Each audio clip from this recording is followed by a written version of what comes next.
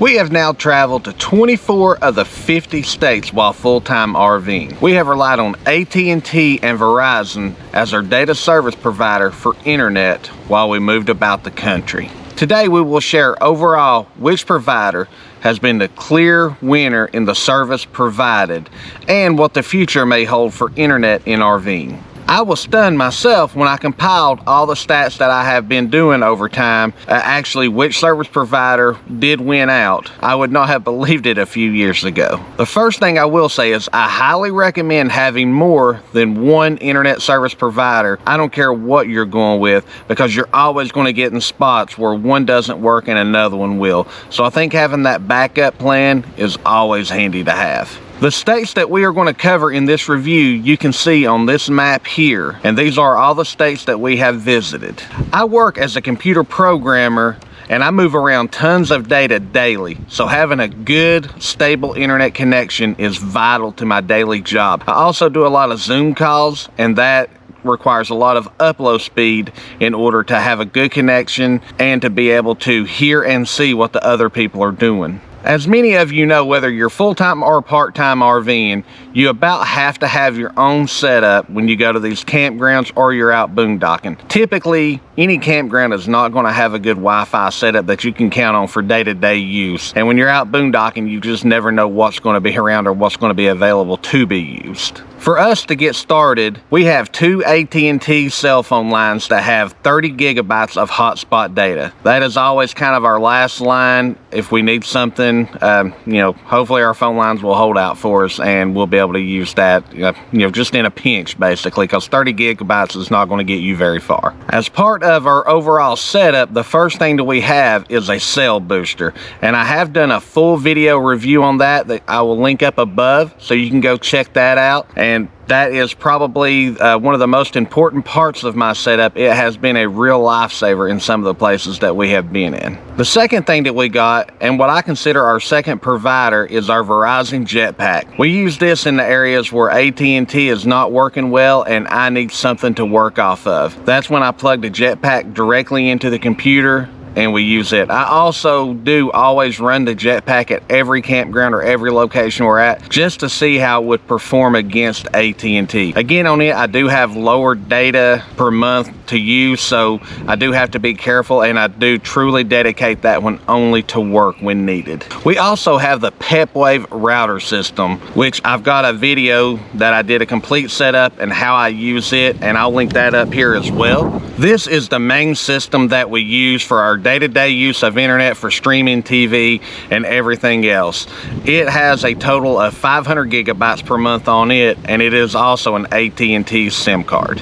Over our year and a half of full time, we have gone through several different RV internet setups, and I'm sure you'll see several videos that I've done on different plans and different equipment. One that I will mention that was very short-lived but was very good while it was available is the Togo system, and that was an AT&T plan as well. I mentioned these, and I give you this background to let you know that the RV internet is always going to be a moving road. You're going to have to keep chasing it to get the best technology that works for you and what your needs are. And one of the things I will mention as well is don't ever expect this RV internet chasing game to stop. No matter what comes out, no matter what technology is there, it's always going to be something new. There's always going to be something different that is trying to push people onto that next big thing. A good example of that is Starlink. That is currently the next big thing in RV internet that everyone is waiting on, including me.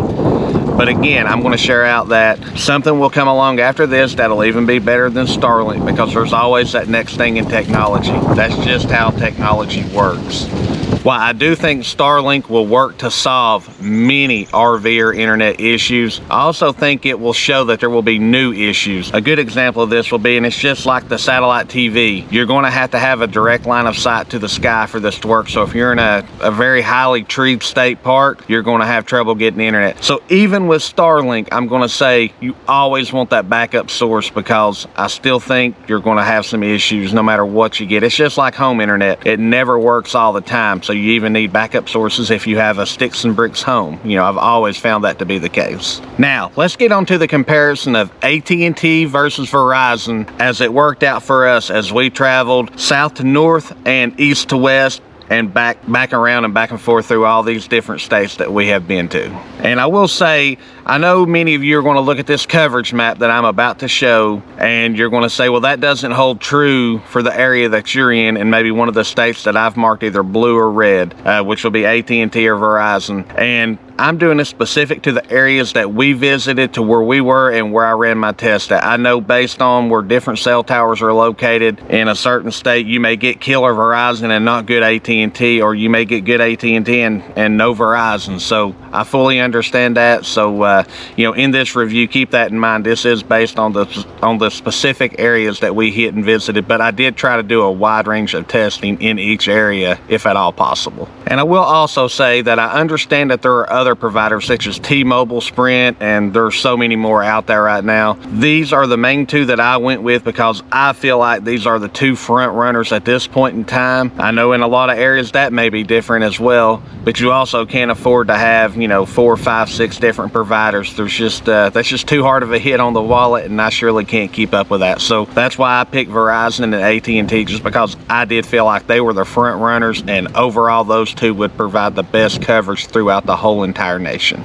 So that is why you won't see T-Mobile or Sprint in this as another big two that are pretty close behind Verizon and AT&T. I just don't have any data to compile with those two because I have nothing to test with. Now, with all that said, here is a map and a breakdown of each state and who gave us the better coverage while there. As you can see, we have not hit any of the Northwest yet, and still have a lot of the Northeast to hit as well. Out of the 24 states so far, AT&T, which is blue, outperformed Verizon in 12 states. Out of the 24 states, Verizon, which is red, outperformed AT&T in 7 states. There are 5 states based on our stays. They both performed pretty close to equal, and I marked those in yellow. Again, this data is compiled over campground stays, boondocking at rest stops, parking lots such as Walmart and Cracker Barrel, and many other locations. So any place I was able to test, I did try to run tests. For us and our locations, AT&T was the clear data service provider winner. And if you would have asked me that 2 years ago, being from Tennessee, which is a heavy Verizon area, especially East Tennessee in the mountains,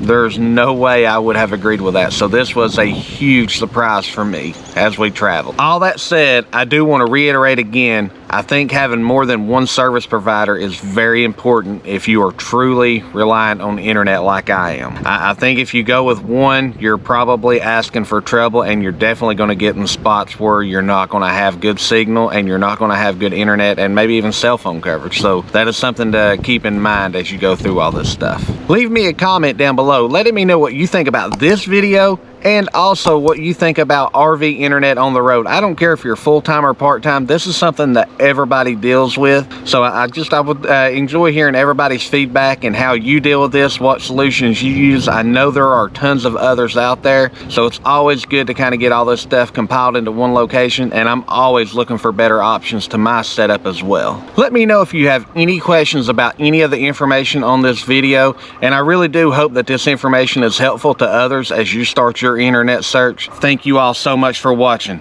Bye, y'all.